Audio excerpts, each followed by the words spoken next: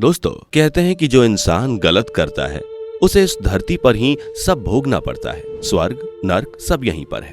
इंसान आसमान की तरफ देखकर कहता है कि अच्छे कर्मों से जन्नत नसीब होगी, हालांकि असली जन्नत और जहन्नुम यहीं पर है। लेकिन कुछ लोग ऐसा नहीं मानते। दोस्तों, आज की वीडियो भी एक ऐसे शख्स के ऊपर है जिसके बारे में आपने कई बार सुना और देखा होगा। दोस्तों, हम बात कर रहे हैं मुगल साम्राज्य के आखिरी सुल्तान बहादुर शाह जफर की, जिन्होंने युवावस्था में ही हरम में दाखिला ले लिया था और मात्र 15 साल की उम्र में ही उन्होंने एक 32 साल की महिला से जबरदस्ती संबंध बनाए थे। अगर आज के समय में कोई ऐसा करे तो उसे बलात्कार कहा जाता है। दोस्तों, मुगलों की भाषा में ये एक आम बात थी, लेकिन आज के समय में अगर कोई ऐसा कर दे तो वो सजा का पात्र होता है। दोस्तों, आज हम आपको बताने वाले हैं मुगलों के सबसे रंगीन मिजाज शासक बहादुर शाह जफर के पूरे जीवन के बारे में। साथ ही हम आपको ये भी बताएंगे कि उनकी मौत कितनी भयानक और दर्दनाक हुई थी।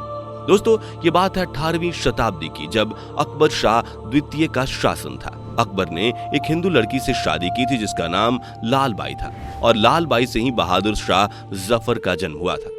जब 28 सितंबर 1837 को अकबर की मृत्यु हुई तो अकबर की जगह उसके बेटे बहादुर शाह जफर को मुगल सल्तनत का अगला सुल्तान घोषित कर दिया गया था, क्योंकि उस समय तक अंग्रेजों ने भारत में ईस्ट इंडिया कंपनी की वजह से काफी पकड़ बना ली थी और भारत की भूमि का काफी हिस्सा उनके कब्जे में आ गया था। 18वीं शताब्दी में ब्रिटिश और मुगलों के सिवाय कोई और मजबूत दावेदार नहीं बचा था। अंग्रेजों ने धीरे धीरे भारत में फूट डालो और राज करो की नीति अपनाई थी, जिसके तहत वो 2 या 2 से अधिक राज्यों को आपस में लड़ाते थे और बाद में दोनों ही राज्यों के ताकतवर लोगों को मारकर वो राज्य हड़प लेते थे।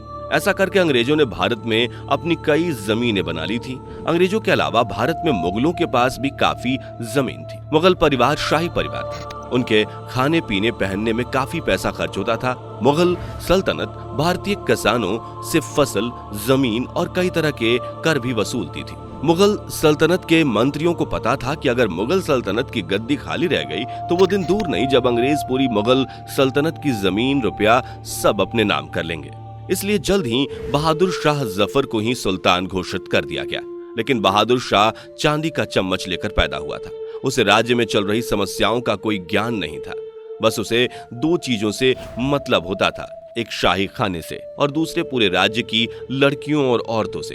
कोई भी लड़की या औरत अगर बहादुर शाह के मन में भा गई तो फिर उसका भोग लगना तो तय है, अब चाहे वो फिर हरम की हो या फिर पूरे राज्य में किसी दूसरे जगह की। बहादुर शाह जफर को इस बात की कानों कान खबर नहीं थी कि आखिर उसके साथ और उसकी सल्तनत के साथ होने क्या वाला है। बहादुर शाह दिल्ली की गद्दी पर आराम से अपनी सत्ता चलाते थे, क्योंकि अब बहादुर शाह को एक बात तो बिल्कुल साफ मालूम हो चुकी थी कि भारत में अब कोई बड़ी शक्ति नहीं है जो कि उनसे शासन के लिए लड़ेगी।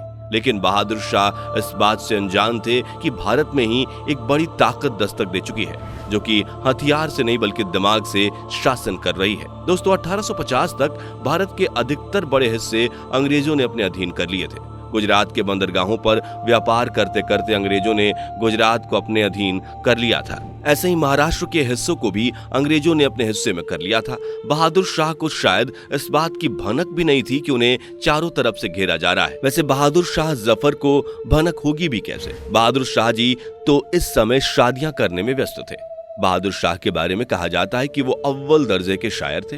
वो दिन भर हरम में अपनी रखैलों के साथ मौज मस्ती करते हुए पूरा दिन निकाल देते थे। दोस्तों, बहादुर शाह जफर की कुल 4 बीवियां थीं और इन 4 बीवियों से उनके 47 बच्चे थे, जिसमें 16 बेटे और 31 बेटियां थीं। इन सब के अलावा बहादुर शाह को जो हरम अपने पैतृक संपत्ति के रूप में मिला था, उसमें करीब 4000 से 5000 रखैलें थीं। इनमें से कई रखैल ऐसी थी जिनसे बहादुर शाह की कई औलादें थीं।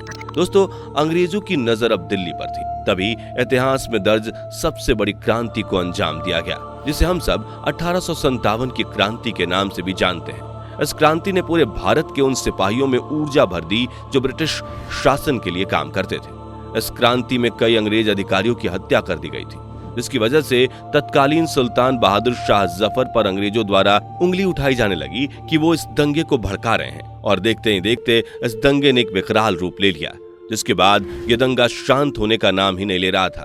जिसकी वजह से कई क्रांतिकारी और नेताओं पर राजद्रोह का इल्जाम लगाकर कुछ को मार दिया गया तो कुछ को जेल में डाल दिया गया।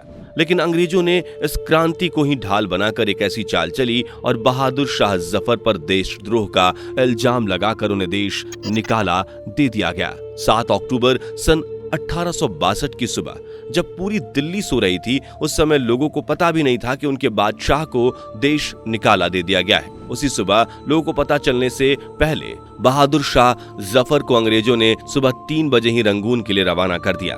बहादुर शाह जफर के साथ कुछ शाही कपड़े और कुछ रखैले भी गई थी और महल में सिर्फ बहादुर की बीबियां और बच्चे रह गए थे। दोस्तों, ये सब इतनी जल्दी हुआ था कि बहादुर शाह जफर को खुद कुछ समझ में नहीं आ रहा था। बहादुर शाह को रंगून भेजने के बाद अंग्रेजों ने पूरी साजिश रच ली थी कि कैसे दिल्ली की सल्तनत और दिल्ली की जागीर अपने हाथों में लेनी है। अंग्रेजों ने बहादुर शाह के पूरे परिवार को मार डाला था। कहते हैं कि उनके बेटों को एक पिंजरे में कैद करके पहले दिल्ली के बीचों बीच रखा गया था ताकि हर कोई उसे देख सके और आगे से अंग्रेजों के शासन पर उंगली ना उठाए। उसके बाद उन लड़कों के कपड़े उतारे गए और उन्हें पूरी तरह से नंगा कर दिया गया, जिसके बाद उन्हें गोली मार दी गई। दोस्तों, ये इतिहास की वो हकीकत है जो आपने अभी तक किसी किताब या किसी YouTube चैनल पर नहीं सुनी होगी। इसके बाद बहादुर शाह जफर की बीवियों को भी मार दिया गया।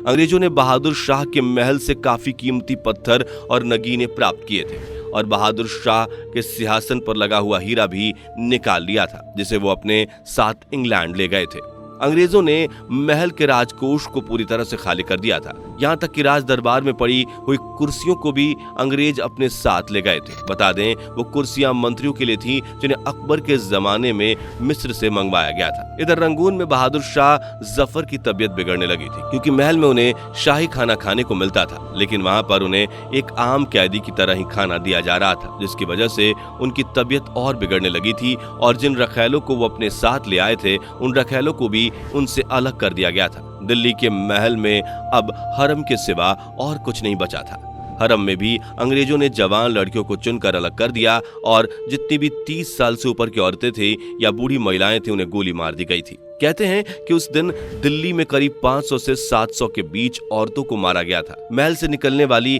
नाली का पानी पूरी तरह से लाल हो गया था और बाकी बची जवान लड़कियों को अंग्रेजों ने अपने अधीन कर लिया था, जिनके साथ वो अपने समय अनुसार मजे लिया करते थे। और जो लड़की उन्हें मना करती, उन्हें वो सीधा फांसी पर चढ़ा देते थे। लेकिन इनमें से कुछ लड़कियां ऐसी थी जो हरम में रहने के बावजूद भी अपने ईमान की पक्की थी। उन्होंने कहा था कि अगर बहादुर शाह जफर के अलावा हमारे शरीर को कोई दूसरा शख्स हाथ लगाएगा तो हम मर जाएंगे। जिसके बाद अंग्रेजों की तरफ से उन्हें फांसी पर चढ़ाने का हुक्म दिया गया, लेकिन उससे पहले ही उन्होंने आत्महत्या कर ली। जिसके बाद लड़कियों की तादाद कम हो गई, जिसकी वजह से बची हुई हरम की लड़कियों पर अंग्रेजों ने और ज्यादा बर्बरता दिखाई।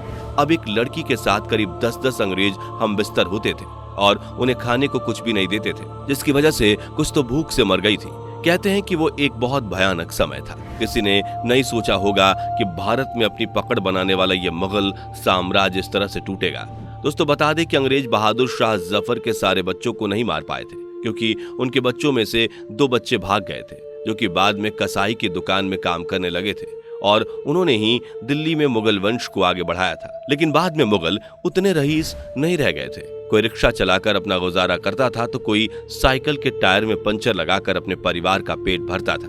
दोस्तों, बता दें कि बहादुर शाह जफर का अंतिम समय भी बहुत भयानक था। उन्हें भी मौत बड़ी मुश्किल से आई थी। रंगून की जेल में बहादुर शाह ने बड़ी मुश्किल से दम तोड़ा था, क्योंकि वो औरतों के आदी थे और जेल में उन्हें औरतें तो क्या, ठीक से खाना भी नहीं मिलता था। और तो और उनके एक पैर में चोट के कारण कीड़े पड़ गए थे, जिसकी वजह से वो अक्सर ही अंग्रेजों से कहा करते थे कि मुझे मार दो, मुझे अब नहीं जीना। लेकिन वो ऐसा नहीं करते थे। बता दें, जेल के अपने अंतिम दिनों में उन्होंने अपनी अंतिम इच्छा जाहिर की थी। उन्होंने बोला था कि उनके हरम में मौजूद रुखसाना नाम की महिला को एक रात उनके पास भेज दिया जाए, लेकिन अंग्रेजों ने इस बात को सुनकर अनसुना कर दिया था। इस रात बहादुर शाह जफर बिना खाने के ही सो गए थे और इसके बाद उन्होंने अपनी आंख कभी नहीं खोली, जिसके बाद उन्हें जेल के पीछे दफन कर दिया गया था। दोस्तों, जो मुगल एक समय में भारत पर अपना वर्चस्व लहराते थे, उनके बारे में किसी ने कभी सोचा भी नहीं होगा कि उनके ही किसी सुल्तान का हाल इतना बुरा होगा। दोस्तों, बता दें कि बहादुर शाह जफर को इतिहास में कायर सुल्तान भी कहा जाता है, क्योंकि उन्होंने भारत के लिए अंग्रेजों से लड़ने की जरा सी भी कोशिश नहीं की थी। अगर बहादुर शाह जफर चाहते तो अंग्रेजों से लड़कर उन्हें चुनौती दे सकते थे, क्योंकि उनके पास एक कुशल सेना थी जिसको अकबर के द्वारा ट्रेनिंग दी गई थी। लेकिन बहादुर शाह जफर ने बिना लड़े ही हथियार डाल दिए थे और लड़ने के बजाय वो औरतों के ख्याल में ही डूबे रहते थे। लेकिन हरदम औरतों के ख्याल में डूबे रहने वाले बहादुर शाह जफर अंत में अपनी किसी भी बीवी की शक्ल तक नहीं देख पाए। बीवियों की तो छोड़िए, अंत में अपने किसी बच्चे से भी नहीं मिल पाए थे। दोस्तों, इतिहासकारों के मुताबिक मुगलों का असली अंत लगभग यही हो चुका था और उनका अंत ऐसा हुआ जैसे किसी कुत्ते का होता है। और इसके बाद जो मुगल बचे उन्होंने बिल्कुल ऐसी ही जिंदगी जी जैसे कोई आवारा कुत्ता जीता है। और कुछ छुटपुट मुगल आज भी ऐसी ही जिंदगी जी रहे हैं, जो सरकारी पेंशन के जरिए अपनी बची कुछ जिंदगी काट रहे हैं। उदाहरण के लिए प्रिंस याकूब हबीबुद्दीन को ही ले लीजिए। बता दें कि कुछ सालों पहले इन्होंने ताजमहल समेत कई ऐतिहासिक इमारतों पर अपना दावा ठोका था और इंडियन गवर्नमेंट पर केस भी फाइल कर दिया था। लेकिन ताजमहल तो इन्हें नहीं मिला, लेकिन हाँ, इन्हें सरकारी पेंशन जरूर लग गई, जिसके सहारे आज ये अपनी जिंदगी काट रहे हैं। दोस्तों, कई बुद्धिजीवियों का कहना था कि जिस तरह मुगलों ने छल से भारत में मुगल साम्राज्य की स्थापना की थी, उसी तरह छल के साथ अंग्रेजों ने मुगल सल्तनत को भारत से उखाड़ फेंका और मुगल वंशजों को भीख मांगने पर मजबूर कर दिया। कहते हैं कि मुगल काल की लड़कियां जो कि किसी तरह से बच गई थी, उन्होंने बाद में अपना पेट पालने के लिए अपने जिस्म का धंधा किया था और इसी में अकबर की पोती और बहादुर शाह जफर की बेटी भी शामिल थी। दिल्ली में बना जीबी रोड मुगल काल की ही निशानी है। तो दोस्तों, ये थी मुगलों के अंत और मुगलों के आखिरी शासक बहादुर शाह जफर के अंत की कहानी। आपको कैसी लगी नीचे कमेंट करके जरूर बताएं। जाने से पहले वीडियो को लाइक शेयर जरूर करें और ऐसे ही और वीडियोस के लिए इस चैनल को सब्सक्राइब और बेल नोटिफिकेशन को भी जरूर ऑन कर लें। धन्यवाद।